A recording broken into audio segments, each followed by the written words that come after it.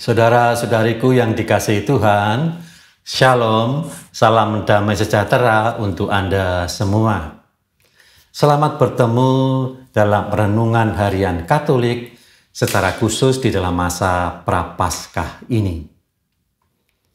Injil adalah sebuah kisah iman dan kasih, dan secara inklusif Tuhan mengajak kita juga untuk bersikap inklusif dan tidak eksklusif, karena sikap eksklusif akan membatasi sebuah kebenaran yang diwartakan.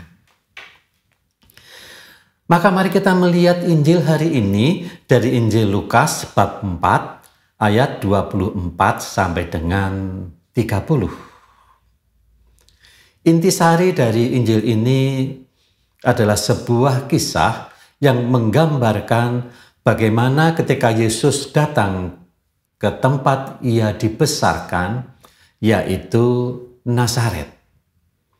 Ia mengajar dan membuat banyak orang kagum. Ia membuat beberapa mukjizat kecil yang membuat orang kagum.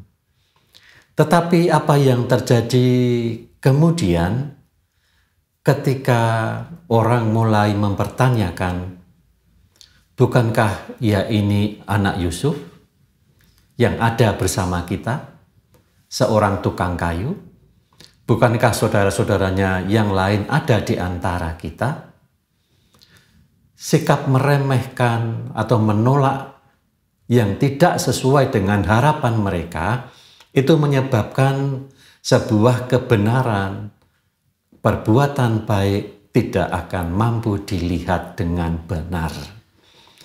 Maka kemudian Yesus berkata kepada mereka yang bersifat eksklusif itu, tidak ada nabi yang dihormati di tempat asalnya.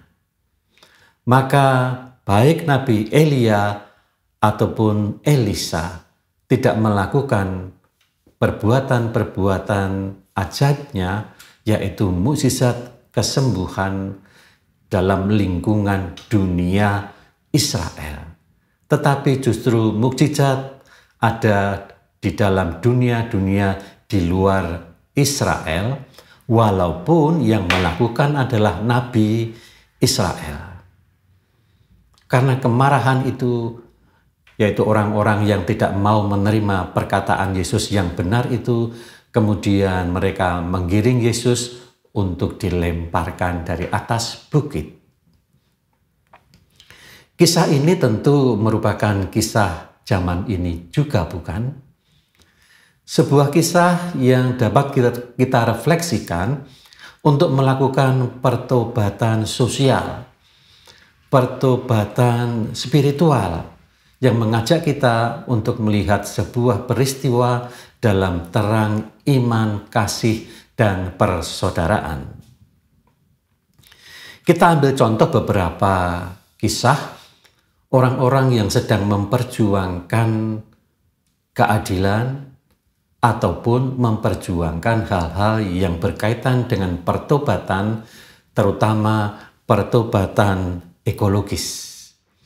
Maka saya mengajak Anda untuk melihat bagaimana seorang anak muda wanita dari Swedia, yaitu Greta Thunberg. Ia sangat prihatin dengan pemanasan global. Maka walaupun statusnya ia ini masih pelajar, dia sering tampil di jalan dengan membawa spanduk kecil, meminta orang-orang sungguh aware akan pemanasan global itu. Dalam tanda petik, bahkan ia berani untuk menyerukan pemogokan bagi para pelajar, karena pelajar juga bertanggung jawab atas peristiwa pemanasan global ini. Pelajar tidak harus tinggal selamanya dalam benteng gading, di tempat kelas yang tertutup, tetapi tidak mengerti keadaan dunia yang di luar. Ada keprihatinan apa? Maka karena tindakannya itu, Greta Thunberg sering mendapatkan cemoohan, sering mendapatkan rintangan untuk memberikan seruan pertobatan ekologis. Ditolak hanya gara-gara ia adalah seorang pelajar. Bukankah peristiwa ini mirip dengan peristiwa Yesus yang ingin mewartakan keselamatan, memberikan bukti pengajaran yang benar, memberikan mukjizat, tetapi ditolak gara-gara ia adalah seorang anak tukang kayu dan saudara-saudaranya ada di antara kita.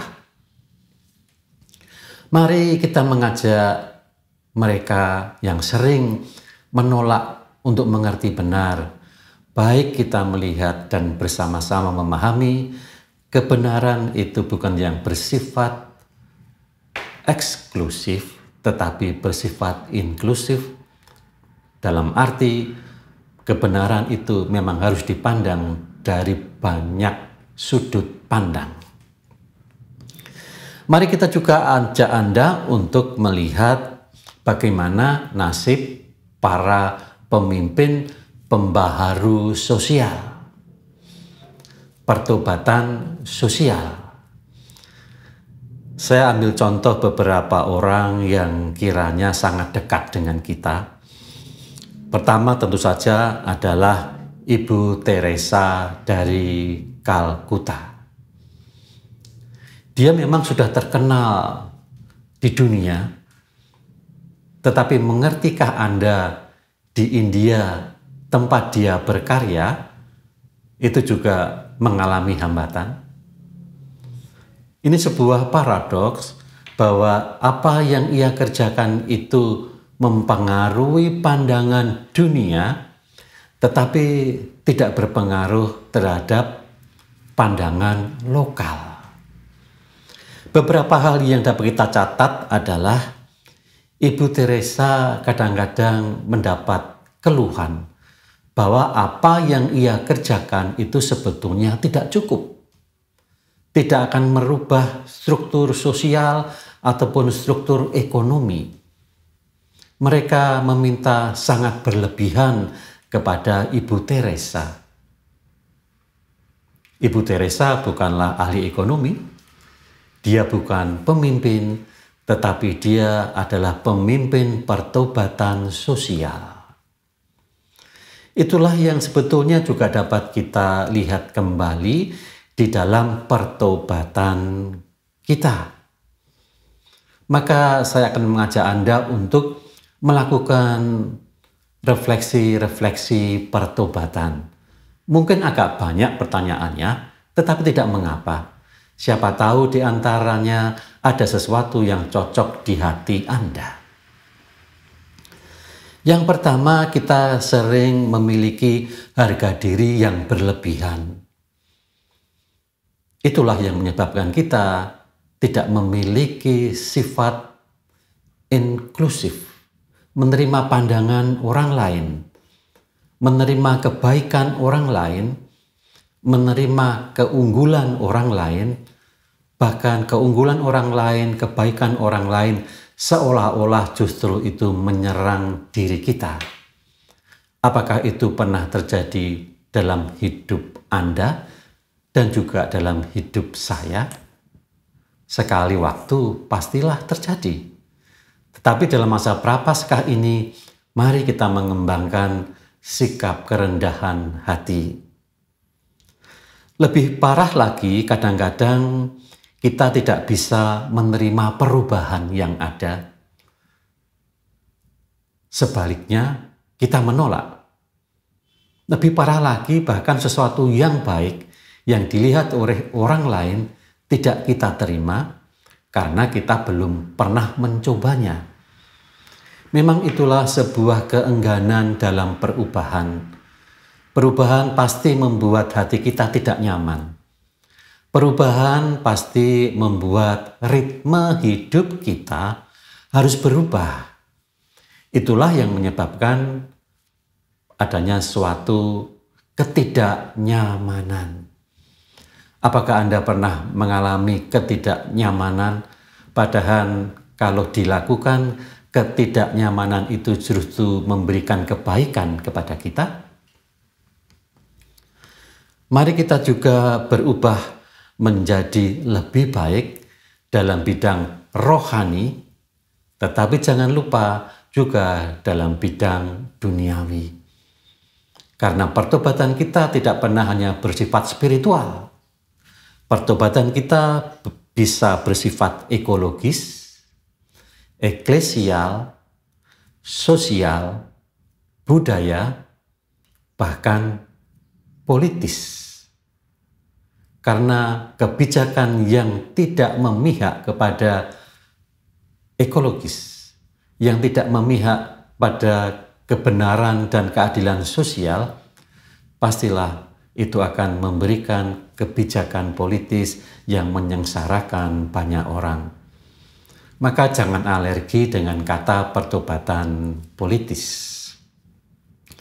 Saudara-saudaraku yang dikasihi Tuhan, maka saya berharap semoga Tuhan selalu membantu kita untuk melakukan sebuah pertobatan yang relevan dalam dunia sekarang. Semoga karena kebaikan Tuhan, kita diselamatkan dan menjadi semakin baik dalam dunia spiritual ataupun dalam dunia profan yang lain. Shalom.